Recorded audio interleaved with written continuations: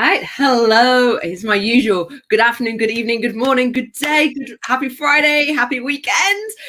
How many more intros can I have? End of the week, whatever you want to say. And hello to Erika, especially. Hello. It's happy hour somewhere. It's always happy hour somewhere. That's what we need to remember. So obviously, if you're just joining, this is the Ladies Go Live. Obviously, we're talking about the power behind this incredible woman. Her name is Erika Warfield. If you've not met her, I suggest you listen in and hear how the Queen Bee of Sales, as a title I love to give her, the Queen Bee of Sales, keeps herself tip-top, in top shape, and sends this through to her clients. So obviously, I've said you're the Queen Bee of Sales. What exactly does Erika do? What do? I do it all. Basically, I act. The easiest way to say this is I am a fractional VP of sales. So I have clients who come to me whose sales are hurting, and it's keeping them up at night. They may be to the point where they have to lay some people off, and they can't admit that. There may be some strife happening in their house because there's so much stress at work. So it's typically CEOs and decision makers that I'm working with. And they basically want to get through, they want their salespeople to get through gatekeepers. They want to talk to high-level B2B decision makers. They need to shorten their sales cycle. They need to ramp up their recurring revenue and get rid of all this stress and feel like they're back in control. And so that's kind of where I come in, helping them with their marketing, their sales, and some copywriting oftentimes. And so I don't just come in and be a salesperson. I actually come in and I might help them with their inbound strategy. I'll help them with their outbound strategy. I might be doing some sales culture engineering on their behalf. So it's pretty all-encompassing, and that's the easiest way I can describe that. All-encompassing for business and individuals from the sounds of it. Yes. How do you keep up? Yes. Well, I think whenever somebody is in sales and they're not performing, it really puts the whole company at risk. It really comes down to the company has to be about the sales culture. And if that sales culture is not there, the sales team can't perform. Or if it's a solopreneur and they're doing founder selling, maybe they're at a loss and they're stuck. And so I'll work with solopreneurs too. But yeah, the sales team will make or break. Without your sales, what business do you have? Exactly. But of course, I'm all about the health and well-being, and it obviously makes you happy and successful. So yeah. Let's connect the two. How do you put your health and well-being to make sure it influences, a successful professional career? I think health and well-being, I think in any career, but especially in what I am doing, is what I can speak to. And I've had many iterations, whether that was in radio, TV, film, whether that was in sales, whether that was in academia, but especially sales. If you are not taking care of your mind and your body, it will. Are you getting feedback, or is that just me? Very slight.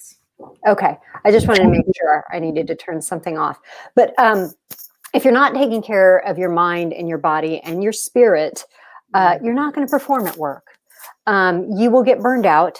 You will, or at least I have experienced that. I got burned out to the point of I went through a 2-year illness. Yeah. And while I was bedridden, off and on for 2 years, I was going through a divorce.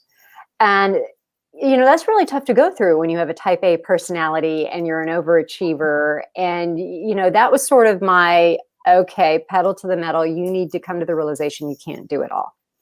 And it affected everything to the point where I couldn't even work. Mm-hmm. So I think it is profoundly important what it is that you are doing at Mind Body to help people ramp up their performance, because oftentimes, and I think especially with women, we focus so much on the career that we let everything else fall to the wayside. I mean, it's not the career, it's your kids, your husband, what you do for someone else. Mm-hmm. And it gets lost in the middle. Yeah. Well, and that's a really good point, because I don't have children. But I will say this, that I think we as women, we are so much about giving life just in general and giving vitality to others that we totally fall off the rails when it comes to ourselves. It's the typical sort of the caring, the nurturing sort of nature, which it can strengthen a woman and actually give us, you know, actually what makes us great leaders, but actually it can be our downfall if we let that dominate. Completely. Unfortunately, I have a husband. All I have to say is no more bandwidth. And he just says, what do you need? How can I help? Or if he hears me just say, I can't care. How can I help you? Husband now. I do. He is. He's brilliant. He's absolutely lovely. The power of a strong support network. He is. He is. And sometimes he sees it before me. He'll be like, okay, you need to sit down and you need to chill. But actually that's actually highlights a lot of things, because when it comes down to it, we get so subjective in what we're doing that actually we can't see the extent of the damage, or say the negative, whether it is health and well-being, whether it is in sales, whether it's something. We need that somebody, that outsider looking in. Mm-hmm. Absolutely. Absolutely. You know, and if you are in the chat, go ahead and leave some comments on if you relate to this. You know, have you gone to that place of burnout? Do you have a partner that says, okay, girl, you need to sit down, go take a nap? Do you have that support system? And if you don't, what are you doing to get that support system? So put that in the comments. We'd love to see that. Basically, have you had that, oh shit, hit a brick wall moment and made you know, it could be the littlest thing in the world. I mean, I'll show you one of mine. Obviously, there's been, you know, over the years, there's a few. I realized how when I had years ago, I had anxiety, you know, and it was obviously from other things going on, but I was like, I'm fine. And this is years ago. But the oh shit moment for me was I nearly walked in front of a car crossing the road. And it was just because I thought, oh, there's nothing there. I sort of glanced and then carried on. Mm-hmm. Such a simple little thing. And I was just like, oh, you are completely wired. Oh, hang on a second. You know, and it was that realization that I'm just a bit wired. You know, I wasn't ill, I wasn't sick, I wasn't that. And those are the little things that we need to watch the warning flags for. Mm-hmm. Until we end up, you know, obviously you've bedridden. That, you know, that's a serious level. It was. And I couldn't really tell anyone. You know, my parents are, you know, up in age. I wasn't about to worry them about that. I really kind of went through that alone. I had a couple friends, because there were times I couldn't even take care of myself at some points. So it was just very, very interesting to have to go through that whole situation, and, you know, having to learn to take control of your own health. You know, in my case, conventional Western allopathic medicine was telling me, we need to remove your uterus. You need to sign this document in case we need to take your ovaries, and, you know, you're unconscious. So we're just going to harvest everything that we can, but we don't know if this is really the problem. Yeah. And I was like, okay, now you're talking of doing the symptom and not the root cause. And so I literally, from my bed, was searching what could be the root cause. And through homeopathic, holistic, alternative modalities, I did find it, and I was able to heal myself. So, you know, ladies, don't be afraid to buck up to the authorities sometimes to take control of your own health. Otherwise, I would have gone into early menopause and been miserable. And also, it's the listening, recognizing those signs. You know, if you're feeling a bit bloated, it could be just something you've eaten, but it could be, you know, water attack. It could be so many different things. Don't just go. And this is where I get my big qualm is, everyone goes, if you go to the doctor, I feel sick, go to the doctor. I'm like, hang on a second. You can vitamin D, natural defense, magnesium, immune system. You know, if women, here you go, they say about cystitis and obviously water infections, cranberry, just put it in your diet anyway, and your body naturally has a boost, and it's a great source of vitamin C. So you don't need to suddenly go to the doctor in that crippling pain. Hibiscus powder too. Yeah. To make a hibiscus powder tea, it's a lot like cranberry, and it's delightful. I was going to say, I've actually got my dandelion and burdock and this, because dandelion's actually great for your liver, and you can liver cleanse. So yes, that's what's in my tea. Yes, it will make you dump bile like no other. mean, I have tablets, because if I feel my body need, I do have certain supplements and that. But drinking a tea, I'd rather have one of those a day, where it just naturally boosts. Or if I don't feel like I don't have it, Yeah. And that's the thing, it's that natural sort of response. Do you do that thing? Because I've done this, and I remember the first time I did it for Peter, he thought I was nuts, and then I made him do it too. But it's like kinesiology almost, where if you're needing a supplement, but you don't know which one, you can hold the supplement to your chest, and then you just allow your body to it will either lean forward or lean away, and you know whether the body's craving it. Yeah. I love doing that. Yeah. If you do it lying down, okay, here's the fun way to do it. If you do it like that with a bag, magnesium's great, particularly in metals. You hold the bag thing. It actually, if you've got too much in you, it spins.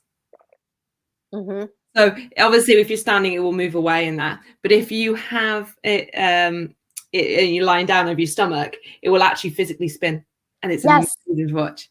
I went to an energy healer once as part of the alternative modalities. That ended up not being the modality that helped me as much as some of the others. Yeah. But she held she made me lay down. She held a crystal kind of over all my chakras, and she could tell me which one was out of alignment because it went counterclockwise. Yeah. Just doing it. I was like, that is so weird. It was like, as well, if you do meditation, you put the chakra stones on. Mm-hmm. You will sense. So, for example, for me, my throat chakra gets blocked. So if I put a tiny, I'm talking like, tiny, but it felt like I had a brick on my throat. I'm shocked that your throat chakra is the one that does that. Yeah, you hold stuff in. Yeah, but I've obviously had military training and all this over the years and things like that. So of course I've obviously dealt at my, I say walls, not kind of walls, but my way of dealing with things, and I process things. My conscious mind is very analytical. So if I can't deal with something, I shut off and I go analytical, which is why I figure. And I was like, actually, it's because and this was like in the pandemic. This was when I found, because obviously I got some new stones, and I found that one out. So I was like, that explains, the emotions, and I get this now, because obviously emotion. Yeah, it's never my throat chakra. I wish it kind of was. My other ones are, the third eye gets a bit of pressure, but that's because it can't clear down. It senses something's underneath it. But it's my throat one. And obviously, particularly as well, those who don't know about chakras, your throat chakra is obviously linked to your emotions. So everyone thinks it's just your heart chakra. It's not. Go a bit more into it. But we've actually got loads of support coming in. I don't know if you've seen it. Obviously Barbara, we've got Sandeep's obviously saying hello to both of us. Rick, thanks Rick. Obviously it's not coming up on here. Is that Rick McGatchy? Yeah, Rick McGatchy, he's with us. Yes. And hello, we've got Sylvia. So Sylvia's here with us as well. Sylvia, I adore Sylvia. Hello. So obviously healing medicine is obviously of many forms, and yes, we can't dispute the modern medicine and the need for it, but obviously there's so much we can do ourselves and the holistic side. And it needs to be functional. Right now it's kind of a dysfunctional approach. Yeah. Where it's one or the other, and it can be both, and it can be beautiful, and it can heal you like that, and then you add prayer into it as well. I mean, you can conquer so much. Well, I'll say I would make you laugh, because I had a skin infection. Nothing serious before anyone thinks, oh my god. Run away, unclean. A standard bacterial skin infection. So nothing unusual, particularly being someone who's sporty, and all this. And I went to the GP and I said, and I said, look, I've done everything. I've, washed, I've changed my deodorant. I've, because it was obviously just, which is a completely, so guys, if anyone ever does get a rash in their underarms and everything, it can happen because it's obviously bacteria, and obviously the sweat and the heat can obviously form it. And so I obviously was irritated. This was last summer when we were getting extreme heat, and I was like, I've changed deodorant, I've done all this. I said, have you even tried lemon? And he went, lemon? And I was like, yeah, it's a natural healer, and it's got properties that show against killing infections. Clary sage too. He was like, I've never heard of that before. And I was like, no, I've come to you as a last resort because my body isn't healing naturally. And actually, I think this is obviously a bit deeper than my surface skin. So it's not healing. I need something else. And he was surprised the fact I actually tried lemon. They're surprised if somebody puts clary sage under their underarms, you know? I mean, they're just, I am convinced, I've told Peter this, you know, during all the witch trials and everything else, you know, I am convinced it was, you know, past medical doctors that were persecuting maybe women who were doing all natural herbalism. You know what I mean? They were saying, here's some lavender tea. Here's some tea with a little bit of senna to make you go poo. I mean, and I think it was these early doctors that were going after the women saying, they're witches. It's like when you do yoga, you light your sage and you take it around your room and you to cleanse the room. It was like they were doing that. I was like, oh my God, you're obviously causing a curse on everything. I will say burning sage smells a little weird, but but when I've got this yoga tea, I've smelled it. I'm like going, well, that explains why the room smells a little funny. Yeah. Well, you know, the first time I smelled it I was working, a lot of people don't know this. I was working on a PhD in ethnomusicology, which is like the anthropological study of music. Yeah. So boring. But anyway, you know, we were taking this class and the dean really of the department started cleansing the room as part of the exercise that we were doing on this anthropological study. And I had no idea. I was like, this smells like my childhood. What is this horrible smell? And they all started laughing at me because I've never done that. And then they told me, well, that's what pot smells like. And then it dawned on me, my parents in their youth were hippy dippy. And so and I was like, oh. I get that's it. not good. I was like, Mom, did you know about this? With me, I wasn't going to tell you. Yeah, she was like, I'm so sorry. We were different then.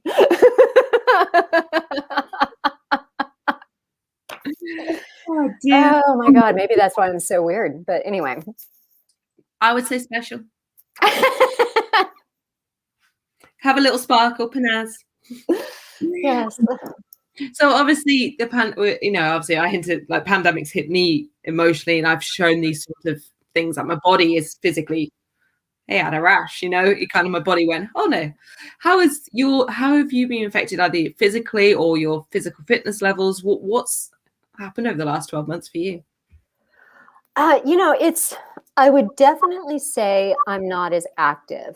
Just recently Texas has had this bizarre snowstorm. Yeah. And, so the people in the north are kind of making fun of us. And it's like, well, all right, let's look at this really.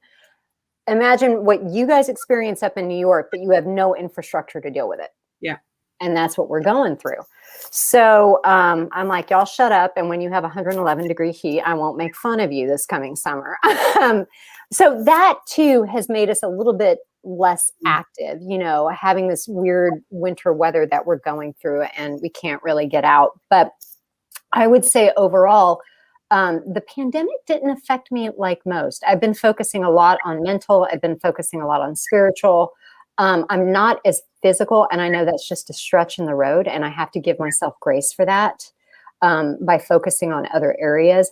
But I will say the other part of that was my business took off because everything went virtual sales, and it was something I specialized in.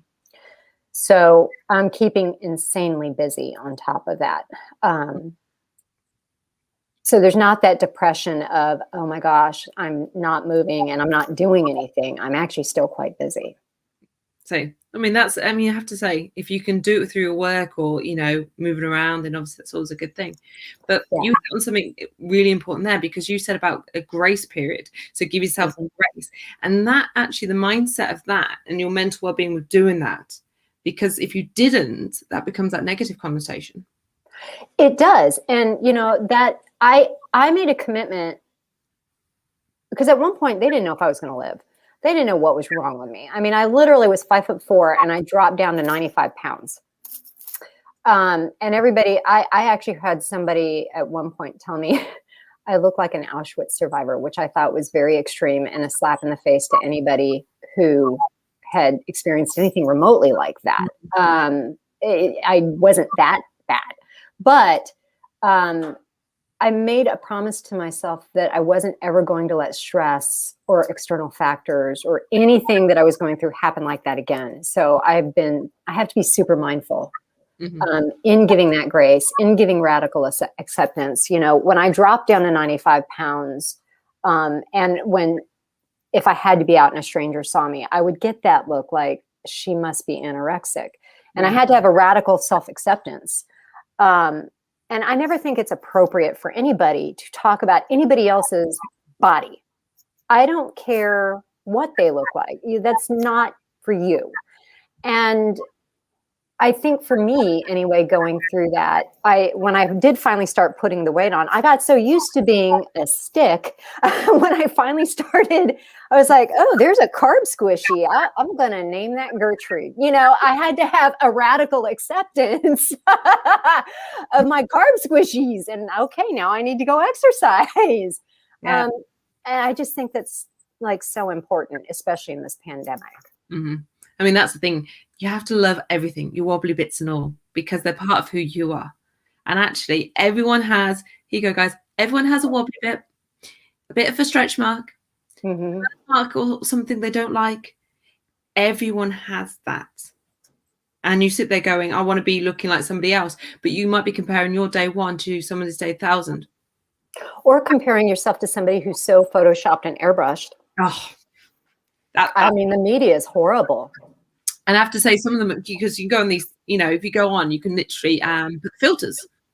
And it's like, okay, to a point, you kind of go, okay, I want to make myself look black and white. Okay, fair enough. Let's black and white my photo. Easy. But then some of them are literally like, change your eye color. Let's change your jaw. Let's shape this. And you're just like, why are you trying to hide your face? That's who you are. Yeah. And Sonia's with us. I love my body. Sonia. I love that you love your body, Sonia. And I have to say, you should tell yourself every single day, I love my body. And all the wonderful things you love about your body. Yeah. And this is one thing as well, as women, we kind of get, because someone shared something with me about how women don't self-promote as much as men.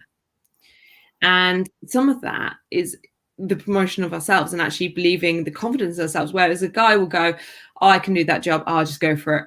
You know, a woman will go, wow, I can't do all like these one things, you know. So we always look more on the critical. And actually what we should be saying is actually, I'm amazing. I've got a wrinkle here. Thanks, Sonia, for that one. I've got a wrinkle, you know. My smile's great or this. And it's just like, okay. Like, I mean, I have my thing because we were talking about my nose before. I was like, if I had to stand this way, I can see the bump in my nose. And I'm like, yeah, but it looks awesome this way.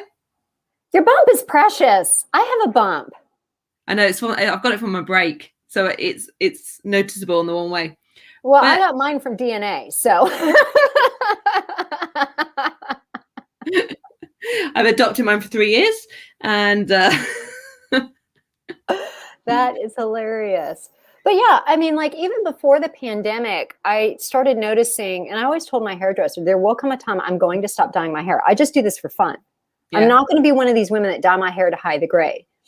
And so I was a redhead for a long time. And then I switched to brown, and then I would streak it with purple and do all this stuff that you're not supposed to do. And there came a time I started noticing my gray wasn't coming in as a stripe. It was coming in strands. Yeah. And so I guess a year before the pandemic, I said, I'm going to stop. And I said, eventually I may have you color my hair like Halle Berry Storm in X-Men and just go for it. And then the pandemic happened and nobody could color their hair, and you could see it in all the Zoom calls. And I was so grateful. I had stopped coloring my hair, and I just decided I'm going to embrace the gray. Yeah. For anybody that does not know, I am 51. And I just said, 51, what am I going to do? Color my hair until I'm 80? I have the jacket.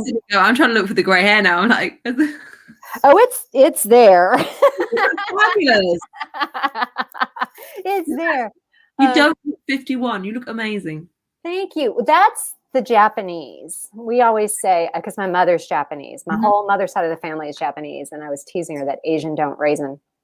So I take after the Japanese side of my family. But ironically, the gray took after the Caucasian side of my family because they don't gray until later in life. The Asian side all gray, and when they're 19. So I got this like weird mix of DNA going on. I'm grateful for it. As I say, hybrid. Yes. Best of several worlds. Yes. Obviously, you give absolutely phenomenal advice because you're actually giving it, even just sharing your story, about how to take care of your health and well-being. If you went back and spoke to yourself when you were younger, 16, 17, 18, what would you say? I think I would say this to any 16, 17, 18-year-old. I think of my nieces. I actually have had to say this to my nieces, but you will continue to intimidate many, many people. Do not dim your light for others who are uncomfortable with their own insecurities. Hold your head high when others project their own ick onto you, because they will project their own ick onto you. And know that, high school isn't over. Yeah. Life is one great big high school where folks just have bigger toys and credit cards. And so you got to keep your blinders on, walk your talk, walk your walk, and give while maintaining your boundaries. And then I think, on a side note, by the way, learn everything you can about narcissists because they're everywhere and they're attracted to empaths, and they will seek you out, to hide their own lack of authenticity. They will seek to employ you. They will seek to just use you. And if you're an empath out there, learn everything you can about narcissists and run the other direction. I think I would. Oh my God, run. Yeah, run. No contact. Ghost. Do what you can, because I really, there's something not right there, and we're seeing a society more. They're just everywhere. It's becoming more prolific, and I think the final thing I would probably say is wait to marry until you're 48. Because you will meet the love of your life, and he will be your best friend. And he'll be 22 years younger than you. So kudos to you on waiting. Yeah. But that's the thing, right? Again, the age is a number. When you look at chronological age, it's obviously years you've been alive. Mm-hmm. You look at biological age, it's how young you look and feel. Mm-hmm. And of course, you look amazing. You've got so much to offer. You're absolutely full of energy. Like I said to start with, ever since I connect with you, you were like, come here, welcome to the party. And it was energy. It wasn't a mess. It was energy. And every time I come out, I'm just like, as soon as I see it, I'm like, ah. And it comes across even in just a few lines and words. I'm gonna cry. So the fact you tell me you've got a guy who's 22 years younger, one, I've met him. I know he's a badass. He's awesome. And secondly, he matches how awesome you are. Oh, he is amazing. He is amazing. And every day he's just like, I love your gray hairs. I love this. I love that. I mean, ladies, if you find somebody who cherishes you, and all the things you hate about yourself, he tells you you're crazy. These are the things I love about you. Oh my gosh, best friend. Yeah. And also, don't do you must be lying. Don't have that negative. Just go, thank you. I am awesome. Exactly. So exactly. There's a strong message to share for the world right now. Ladies, if you've got a guy or a guy gives you the compliments for the things you think are bad, grab him and say, thank you. Yes, and run off like you stole something. Run quick. So obviously, that's a great tip, but have you got any sort of advice that you think others would value? I say it all the time on LinkedIn. I really do think I'm kind of the least of the apostles. I think if I were to give just one, it's, what I already talked about is radical self-acceptance and radical self-love. For wherever you are at any given moment, this is a word for me too. I don't have this nailed down. I constantly have to do it myself. And I have to remember that God cannot love me, you, anyone anymore. And he cannot love me, you, anyone any less. Mm-hmm. It's where you are at that moment. And if that's the case, which it is, then why can't we radically love ourselves in that same way? Radical love. I think there's the hippie coming out. Oh. It's the hippy dippy born again Christian, everybody.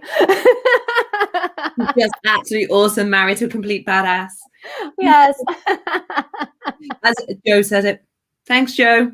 She is awesome. Oh, Joseph. And that's Sylvia again, obviously saying beautiful. So obviously a lot of love and support in the room. So I know I want to keep talking to you because I just love talking to you. Every conversation is just amazing. Obviously the first time you and I jumped on a call was actually Christmas. Thanks, Nick, for that one. So although we've been connected, I actually didn't realize we connected in April. I thought it was a lot longer because of how lovely you were from day one. I didn't realize it was April 2020 we connected. I didn't realize it either. I saw you type that in there. I was like, has it only been, we haven't even been connected a year? Of course, that could be the pandemic making time. Yeah. Forcing everybody to live slowly. Time changes. But that also shows the sort of relationships that you build. Because time has no meaning. It's a case of you feel like you've known you forever. And obviously, if that's what I perceive, God knows what your clients perceive. Because, if you offer the same energy, I'm sure there'd be a client for life. Oh, Liz. I'm going to get off this call and I'm going to have to go retouch my makeup. That is so sweet. I'm here to make people happy. Half of my job, okay, yes, I work hard, but happiness is essential. So if I can bring a smile, then I've hit my job. You do so much more than make people happy. You bring the joy. And joy is about contentment. Joy is everlasting. Happy can be fleeting, but you always bring the joy. I try to bring my magic wand. As we notice, I've just started to call myself the fairy godmother of wellness. Do you really? I like that. I've seen that. Yeah, fairy godmother of wellness. It kind of came up because I've spoken a few times about, you can have all the tools and techniques. You don't need a fairy godmother. You only need her to give you the tools and techniques. So I've talked about this a few times because, to be honest, I'm still a little girl at heart. We all are. Every girl's a little princess. Every woman should be a princess. We always want to grow up into be this something. And there is magic in the world. So it might not be like whether you believe it's magic, but there is something beyond whatever you want to believe. So I like to be able to share a little magic to people's lives. And that's a little happiness. So, yeah. Anyway, it's not about me, it's about you. So back to you. How can we get hold of you? Obviously, I've got all your links. Is that correct? Yeah. People can get a hold of me through my LinkedIn profile. It's just ends in Erika Warfield. My LinkedIn business page, which is Erika Warfield Sales. My Facebook business page, which is, facebook.com/ErikaWarfield.com spelled out. I'm so original. Yeah. Quite easy. It means we can't not find you. And the fact is, on your website, the one we've put in the top is actually the link to do the avatar and everything as well. So actually you're helping people get started. Yes, because none of, whether you're a solopreneur or a company or whatever it might be, none of your messaging matters if you are talking to the wrong peeps. So you got to know your peeps and you've got to know what they're feeling and their emotions. At the top of the hour, I was saying, the people I work with, what keeps them up at night, the emotions that they're feeling. Are they going to have to lay off people? Is this causing strife at home because I can't get it together? And has my team figured it out that our sales are suffering and I'm throwing spaghetti on a wall? You've got to know what your avatar is thinking to be able to speak to them like you're a real person too. So if you're a CEO, solopreneur, and you're throwing spaghetti at the wall, get onto Erika's website, get your avatar clear, get that picture painted. And if you need anything more, obviously reach out because obviously she's utterly awesome and even a conversation will add value to your life. So Erika, thank you for joining me. It's been utterly awesome. And thank you everyone for listening and all the amazing positivity in the comments. It's been a fantastic 35 minutes. And until next time. I appreciate you all. Bye.